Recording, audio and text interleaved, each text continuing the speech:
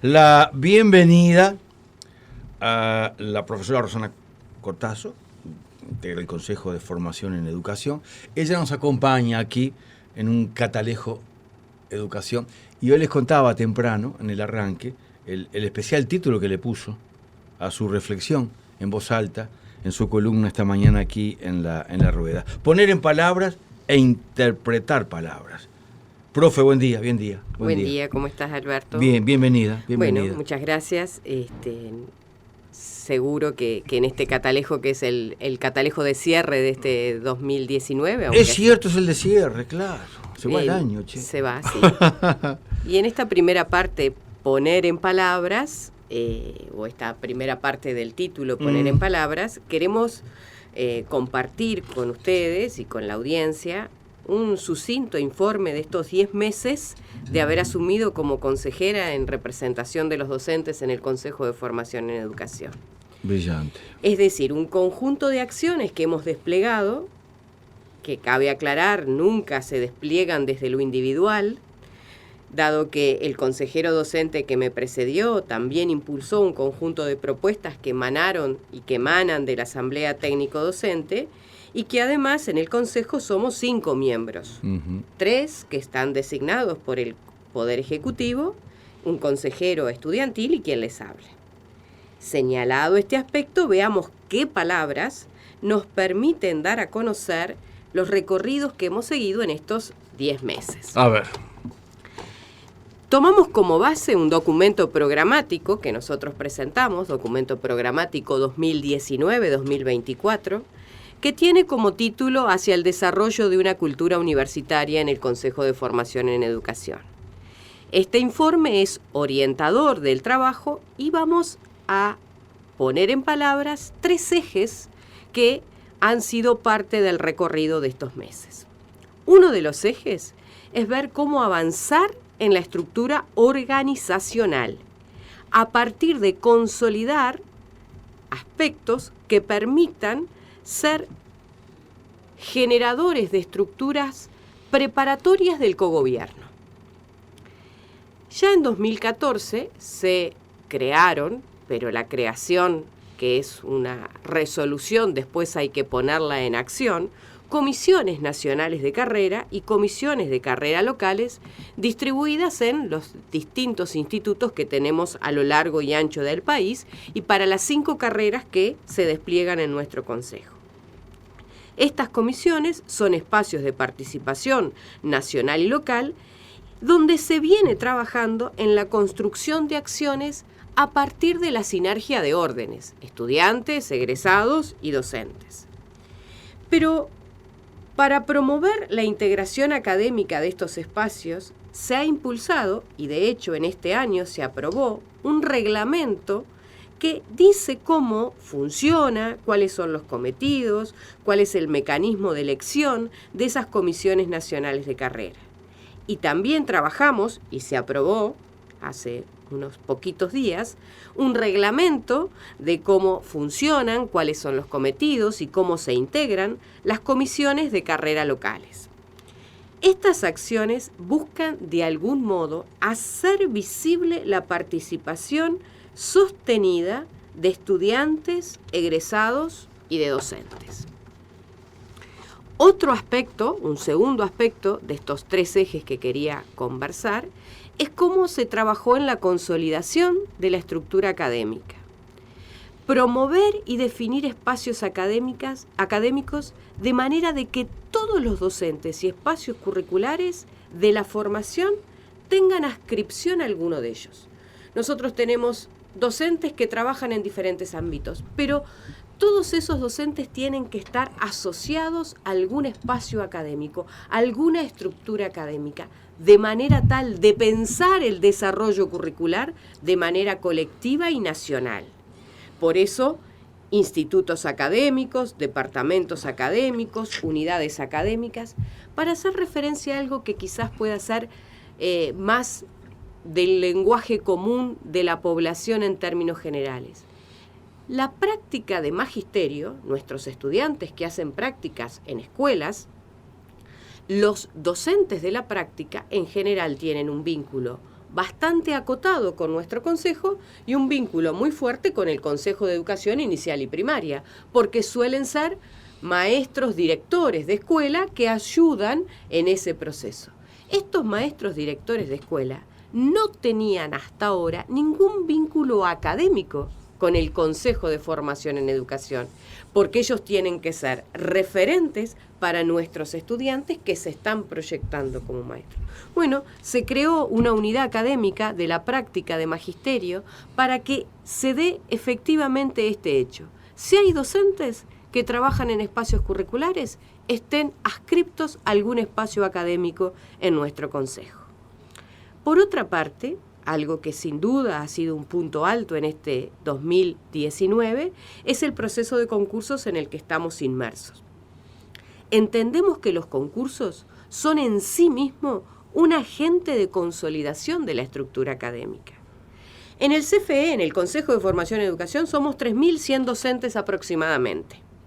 Al inicio de este 19, 350 lo son en carácter efectivo. Al 16 de diciembre, es decir, hace unos poquitos días atrás, en el proceso de elección y radicación de efectividades, se sumarán para marzo del 2020 a estos 350, 550 nuevas efectividades y restan resolver y homologar 41 concursos más. Tener docentes efectivos en un porcentaje que supere ampliamente el histórico de un 10 a 15%, promoverá de hecho la consolidación de unidades organizativas integradas de manera genuina por equipos docentes. Sumado a esto, lo que ya hemos mencionado en algún catalejo anterior, que se aprobó en septiembre de este año una modificación del estatuto docente. Acá hago un paréntesis en esto porque ahora hablamos de estatutos docentes, si habrá un estatuto, si habrá 2 estatutos para los docentes. Estas ideas no son nuevas en América Latina. Yo recuerdo que por 2013 había estado en Colombia y allá la administración del Ministerio de Educación colombiano estaba poniendo en juego 2 estatutos simultáneamente. ¿Y qué había promovido? Que muchos jóvenes egresados de distintas carreras, a veces no de educación, sino licenciaturas en aspectos amplios del desarrollo del saber, hicieran maestrías y a estos jóvenes se los adscribía a ese nuevo estatuto que generaban, generando 2 estructuras de docentes paralelas, complejas y de fisura entre las personas que nos desempeñamos o que se desempeñan en esas tareas. Pero menciono esto porque entre las discusiones que dimos hace mucho tiempo era si la formación en educación tenía que tener una ordenanza aparte, un estatuto aparte, o dentro del mismo estatuto docente modificar la porción que tenía que ver con la formación en educación. Y resolvimos esa. En el amparo del Estatuto General, ver cómo modificar la porción del estatuto que fuera a la formación en educación. Y ahí quiero resaltar 3 aspectos de ese estatuto, de esa modificación en ese capítulo del estatuto. Llegar a una estructura de grados académicos, cargos docentes que integren en sus tareas las 3 funciones, investigación, extensión y enseñanza, función principal de los que trabajamos en la formación de educadores. Y por otro lado, la renovación de las efectividades a través de comisiones de evaluación donde los estudiantes se integren en esas comisiones. Tercer eje, programa de investigación y programa de extensión. En este 2019 se lanzó un programa para impulsar la investigación. Impulsar la investigación de manera de generar acumulación en la producción de líneas de investigación en el campo educativo, donde los institutos académicos promuevan ciertas líneas que acumulen producción en ese sentido. Y estamos trabajando, y seguramente en el inicio de los cursos de marzo del 2020 así lo haremos, en un programa de extensión para desplegar durante el 2020. ¿Por qué un programa de extensión? Porque queremos apostar a generar mayor demanda de la sociedad, de manera que se despliegue esta función con un presupuesto que haga que en forma sistémica y no a impulsos personales, la extensión en la formación en educación sea un eje transformador. Finalmente, en este poner en palabras el trabajo que hemos desarrollado en estos 10 meses, quiero expresar, para recordarnos, siempre es bueno recordarnos algunas cosas, que el 30 de noviembre del año pasado se realizó la segunda elección para consejeros docentes y la tercera para consejero estudiantil en el Consejo de Formación en Educación. Marzo y mayo, respectivamente, docente y estudiante asumimos la tarea, por 5 años los docentes y por 2 años y medio los estudiantes. La Universidad de la Educación sigue siendo el horizonte y estamos trabajando para que se desarrolle una mayor y mejor cultura universitaria en nuestro consejo y serán parte de los desafíos que nos vengan en los próximos años.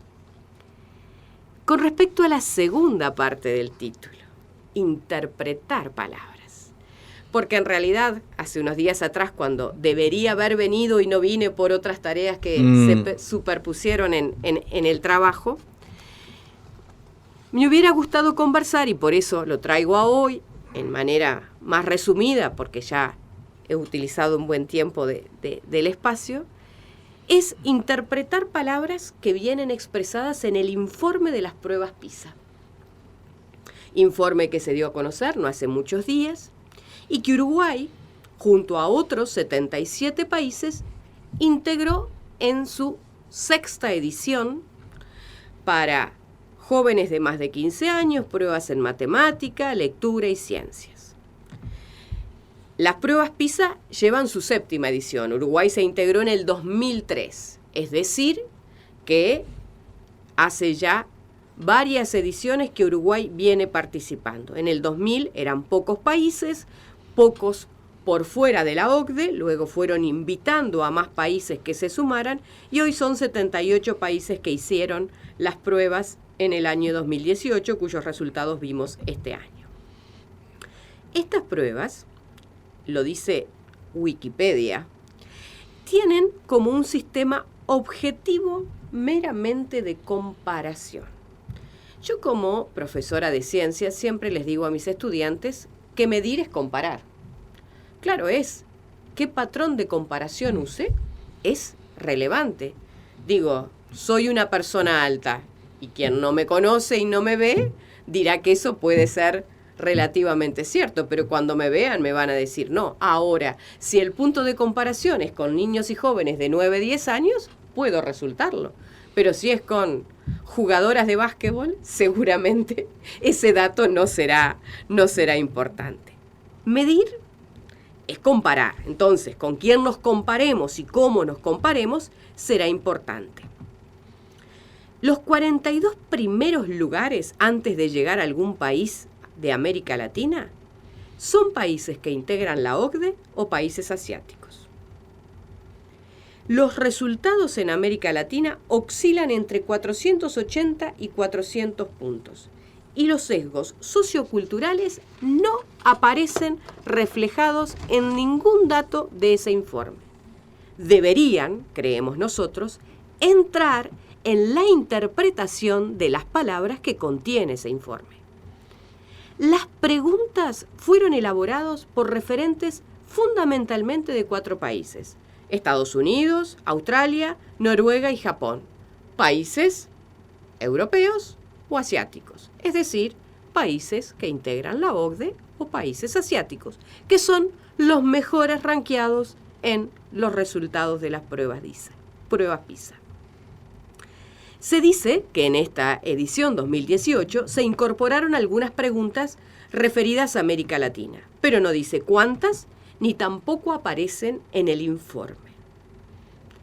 A su vez, si en América Latina, de los pocos países que integran las pruebas en América Latina, porque podemos decir que Chile, Argentina, Uruguay, Brasil, Perú, México, Costa Rica lo integran, pero no lo integra Bolivia, no lo integra Paraguay, no lo integra Venezuela, no lo integra Cuba, para señalar otros países de América Latina que no integran la corte de países que realizan las pruebas PISA.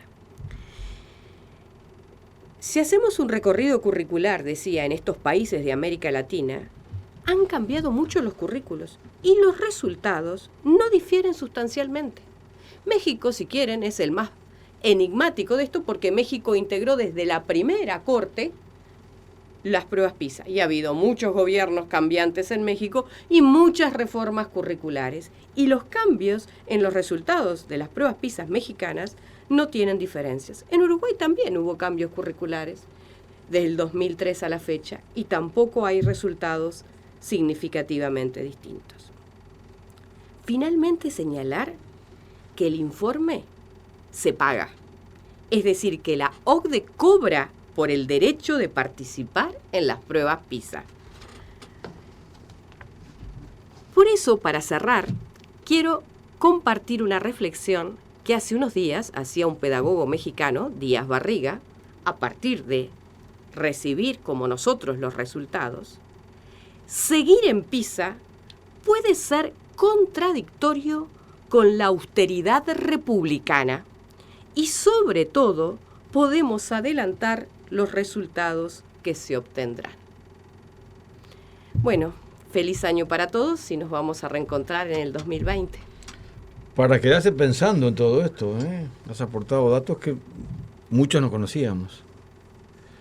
Lo mejor para ti y para tu familia. Bueno, muchas gracias. Y nos reencontramos en el 2020. Bueno. La profesora Rosana Cortazo, Consejo de Formación de Educación. Me quedé pensando con esto último, del precio. Catalejo Educación, poner en palabras e interpretar palabras.